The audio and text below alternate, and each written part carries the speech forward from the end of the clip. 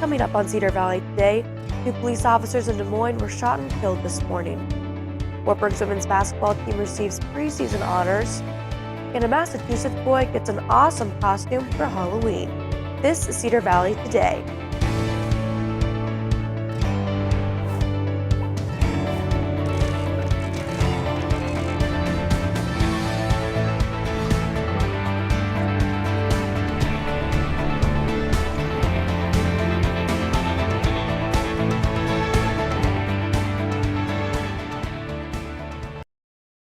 We begin this morning with breaking news. 2 police officers in Des Moines were shot and killed in their cars earlier this morning. Good morning and welcome to Cedar Valley today. I'm Kaylin Thompson. There was a report of shots fired around 1:06 a.m. and officers found an Urbandale police officer who had been shot. Des Moines police helped out, and 20 minutes later, a member of the DMPD was also found shot. The department thinks that the officers were probably ambushed. In all appearances, it looks just like that these officers were ambushed. On the surface right now, just like I said, we're just a few hours into this. It doesn't look like there was any interaction between these officers and whoever the coward is that shot them while they sat in their cars. That's the best we got that we can explain the scene right now. Both of them were in their cars. The Des Moines Police Department has identified a suspect in the case. His name is Scott Michael Green. He is considered to be armed and dangerous. And now the month of November means college basketball is on the horizon, and for Wartburg's women's team, things are looking pretty good. The Women's Basketball Coaches Association released its top 25 rankings for the 2016-2017 preseason, and Wartburg earned honors. After their historic Cinderella run to the Final Four last year, the Knights will go into the season ranked number 11 in the country. The team is returning 4 of their 5 starters from last season, as well as some key players off the bench. No other Iowa Conference team received any votes. This is the first preseason ranking in program history. The Knights will play Cornell for their first season opener on November 15th at 5:30 p.m. in Levick Arena. Wartburg Dance Marathon students will be going around Waverly on Saturdays to rake leaves in residents' yards for a free will offering. The planned Saturdays are November 5th and November 12th. The goal for WCDM this year is to raise $60,000 for the University of Iowa Children's Hospital. All donations from the leaf raking will go toward reaching that goal. If you want to set up a specific time on those Saturdays or a time different day, email wcdm@wartburg.edu. Wartburg's football team will take on their bitter rival this Saturday. That's right, Luther is coming to town. Because of the longtime rivalry, new Beat Luther shirts are available for purchase. You can order your shirt online from Wartburg College Students Unite for $15, or you can pick them up in person from the alumni office or at the football game on Saturday for only $10. Kickoff is at 1 p.m. at Walston Hoover Stadium, and if you can't make it to the game, be sure to tune in on Night Vision. And after the break, an epileptic boy gets a Halloween surprise. Stay with us.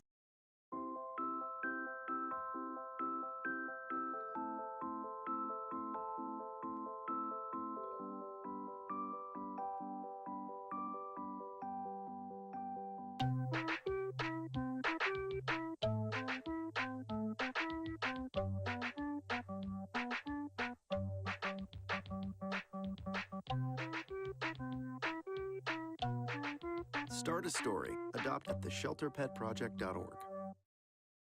For most kids, Halloween is about getting candy and seeing who has the best outfit. But this year, one Massachusetts boy had the coolest costume of them all. Julie McDonald has this story.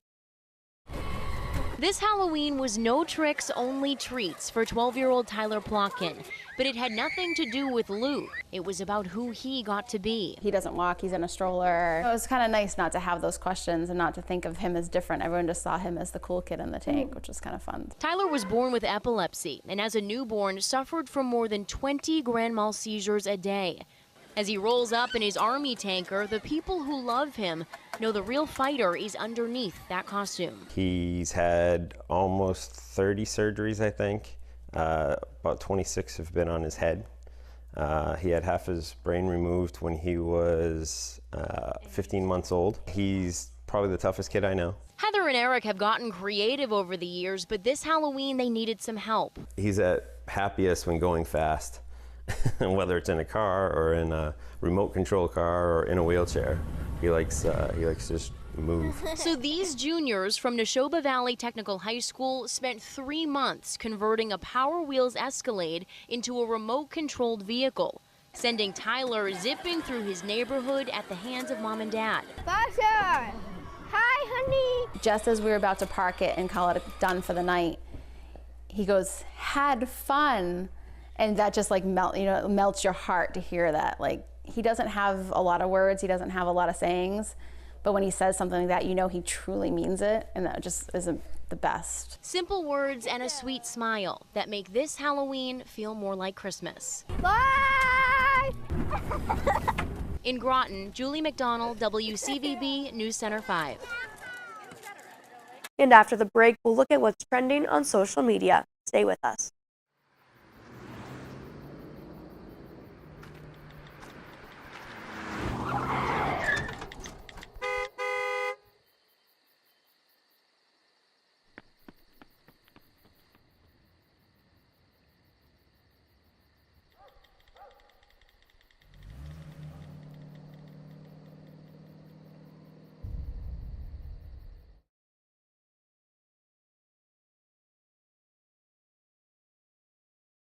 Trending in the Cedar Valley.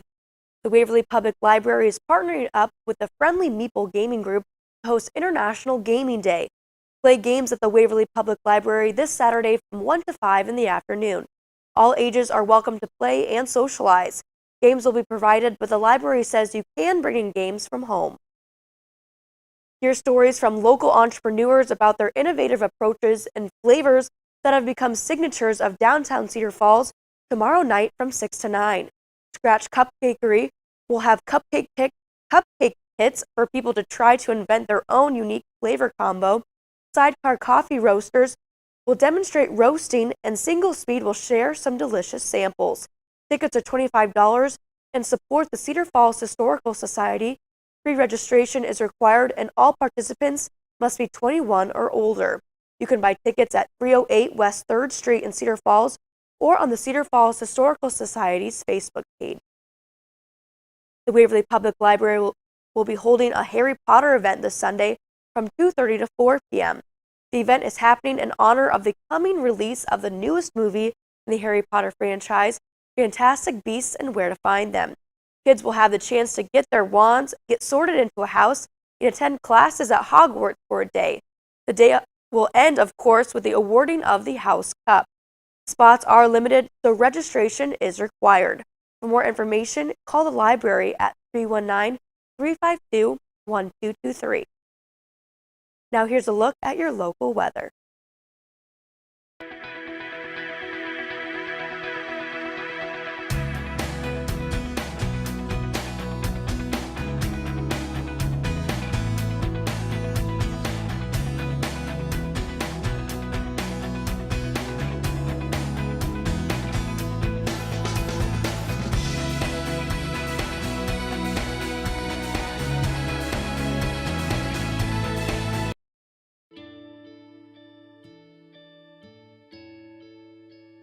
Calls me googly eyes.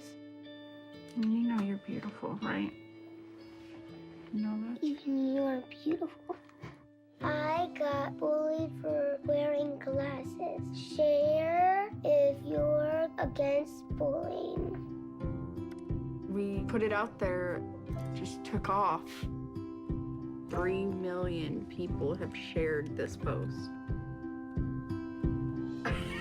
Don't let bullies get you down. I stand with you. Our whole family's wearing glasses. I wear glasses and I'm proud. I even have the army on my team. All the kind comments brought my child joy. I don't feel thank you is enough. That's